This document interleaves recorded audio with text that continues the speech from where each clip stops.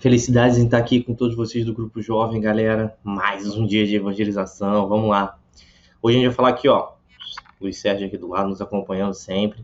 Livro dos Espíritos, capítulo 3, questão de 60 a 75. O que será que se trata, Cláudio? Matéria, fluido vital, é isso? Vamos lá ver. Fazer aqui nossa prece. Obrigado, Jesus, por tudo, por nos acompanhar, por nos proteger, aos bons espíritos, por nos auxiliarem. Ajuda e ampara, Senhor, para que estejamos hoje, agora e sempre contigo. Muito obrigado, Senhor. Obrigado, Luiz Sérgio. Obrigado por estarmos juntos. E obrigado pelo ensino da doutrina espírita que enriquece nossos espíritos e nos ajuda a caminhar em direção a Ti. Muito obrigado, Jesus. Que assim possa ser, graças a Deus. Vamos lá, então. Galera, a pergunta 60 já vai botar o tema assim em cara, né? Sabe como é que é Allan Kardec? Allan Kardec não dá muita curva, não. Ele vai, o que é isso? O que é isso? E perguntou várias coisas para os espíritos, né? E conseguiu fazer o livro dos espíritos com tudo que a gente precisa saber sobre a encarnação, sobre a vida e tudo mais. Depois os outros livros da doutrina vão ajudar esse alicerce. Então a pergunta 60. É a mesma força que une os elementos da matéria nos corpos orgânicos, nos corpos inorgânicos? Pode parecer uma pergunta boba, né? Na época não se tinha todo o conhecimento científico que tem hoje. Mas assim, é a mesma matéria que une essa plantinha que está aqui, a essa rocha que está aqui em cima, a esse cara que está aqui no meio, a essa água que está caindo? E aí eles falam sim, essa matéria é aderida pelas mesmas forças, né? Não se conheciam os átomos nessa época, né? Nem o centro do átomo, nem prótons, nem nêutrons, nem elétrons, né? Para definir isso com tanta clareza, entendeu? Mas assim, o que tem por trás de toda essa matéria que une tudo isso? Então você tem três grandes elementos da vida. Você tem Deus, Espírito e matéria. E essa matéria é ligada, né, para uma série de coisas que são além. É uma matéria que, como Einstein falou, né, é igual a mc ao quadrado, né? Não sei se vocês estão atentos a isso, mas assim, matéria é energia. Então, um espírito falou que a matéria é energia coagulada. A energia vai se concentrando e vira matéria. Né? Então, essa energia, tudo isso que vai ligando um corpo ao outro, nem a ciência explica tão bem assim. Mas é um ponto que a gente vai começar tá começando a arranhar agora, nesse século, e vai começar a progredir nos séculos vindouros, né? Vamos lá. Qual é a causa da animalização da matéria? Como é que você tem uma matéria viva? Entendeu? Tá entendendo o pensamento da época? Existe matéria e existe matéria que é animada, tem vida. Como é que eu consigo isso? Isso hoje a ciência não explica, né? E os espíritos falam, sua união com o princípio vital. Então a matéria, quando se une ao princípio vital, ela ganha vida. Aí começa, né, Kardec, quando olha aquela resposta, fala, pô, e aí? O que é princípio vital? Como é que isso vem? Isso vem de onde? Né? Então, assim, é muito importante da gente perguntar, né? E aí Kardec vai na questão que ele sempre marca. Existe efeito sem causa? Isso é um norte do Kardec, quase com a filosofia básica. Existe efeito sem causa? Não. Sempre tem que ter uma causa para existir um efeito. Se existe um efeito, ele tem que ter uma causa. Então, esse princípio vital se dá de que forma? Né? E aí ele vai questionando os espíritos, né? Porque ele é muito perguntador, sabiamente falando, né? O princípio vital será um terceiro elemento do universo? Então, olha, tá começando a tentar definir. O princípio vital é um terceiro elemento do universo? Essas aqui são as perguntas do livro dos espíritos também. Essa aqui eu não botei um número, desculpem. Mas está lá entre as 60 e 75. Depois vocês pegam o livro dos espíritos na internet. Acho que um dos primeiros PDFs que aparecem no Google já é da FEB. Então, existe, né, esse princípio vital. Ele é um terceiro elemento? Lembra que eu falei para vocês? Elemento. Deus não é elemento.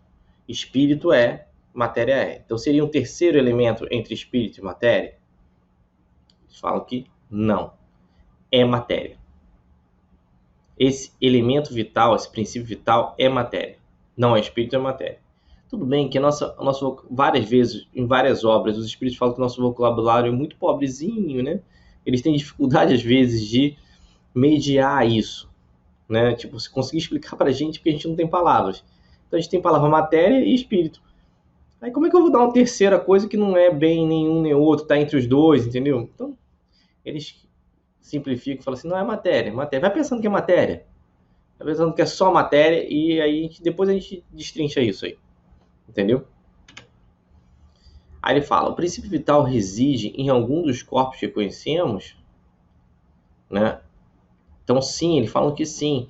O princípio vital está entre a matéria e o espírito. Aí eu botei um riozinho aqui, ó, descendo aqui, como se uma margem fosse, né, o espírito e a outra margem fosse a matéria. E o princípio vital está ligando as duas.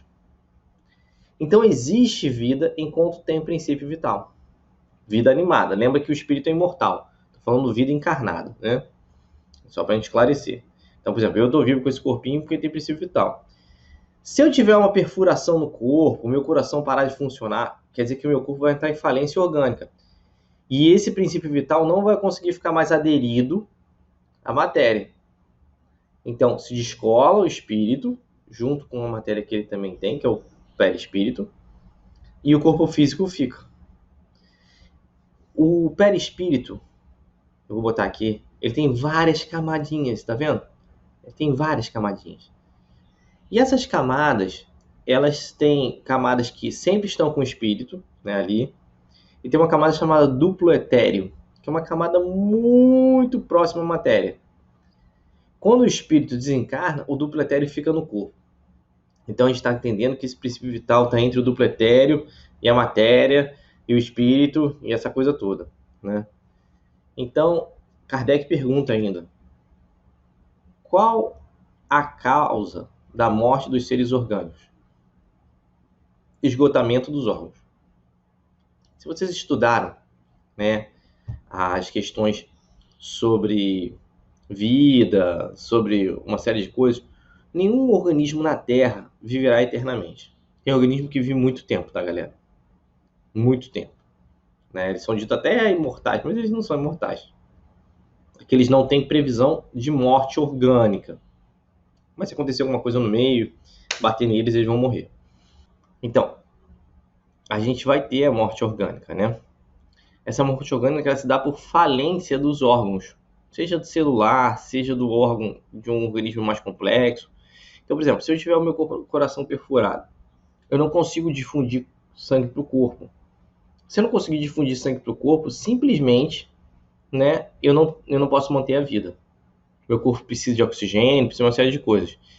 Então, a falência dos órgãos, seja eles quais forem, e aí ele pergunta assim, né, aí ele ainda fala assim, não só o coração. Por exemplo, se você tiver um câncer de pâncreas, não tem como manter a vida sem pâncreas, a nossa vida, né? Fígado, se tiver um comprometimento grave, se você tiver comprometimento dos dois rins, também não dá, né? Pulmão, né? Agora que a gente está com a pandemia, o Covid, né? Quando você tem um comprometimento alto do pulmão, também você não consegue manter a vida.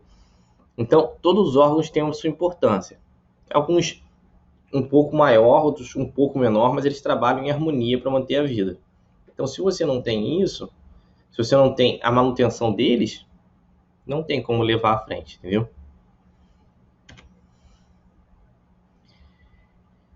Que é o efeito da matéria e do princípio vital dos seres orgânicos quando esses morrem? O que acontece com a matéria e com esse princípio vital?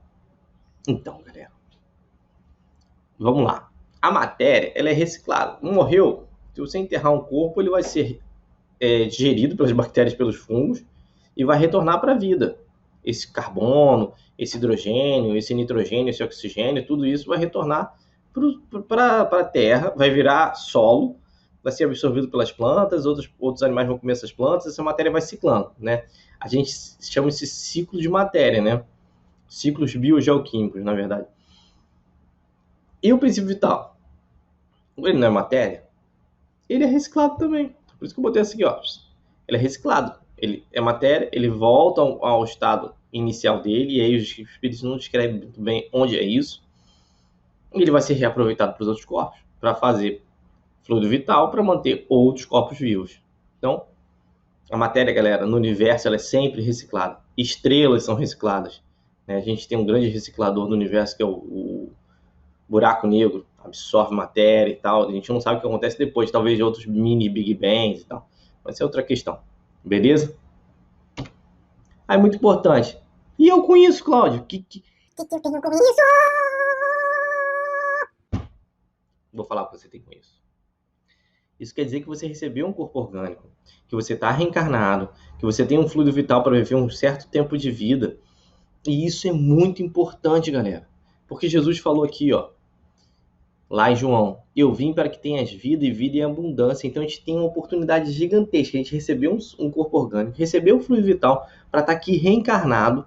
E a gente tem que fazer o melhor possível, galera. O melhor possível para a gente se dar bem nessa encarnação, para a gente ficar bem conosco mesmo, para a gente ter um futuro melhor espiritual. Isso vai depender muito de como a gente vai viver essa vida. Se a gente está seguindo os preceitos do bem, né? Então, assim, a gente recebeu um corpo orgânico, vamos fazer jus a essa, né, benesse do plano espiritual de Jesus por estarmos na Terra reencarnados, tá bom? Então vamos lá, vamos ver essa vida em abundância, vamos terminar aqui com a nossa prece. Muito feliz por ver vocês, estamos juntos, tá bom? Obrigado, Jesus, obrigado aos bons espíritos. Ajude e ampara cada um desses jovens, ampara e protege aos evangelizadores, ajude e ampara a Casa do Caminho, e nos auxilia, Senhor, hoje, agora e sempre, a estarmos contigo. Que seja sempre em teu nome, em nome daqueles que amparam, protegem, em nome de Luiz Sérgio, em nome de Deus acima de tudo. Graças a Deus. Tchau, tchau, galera!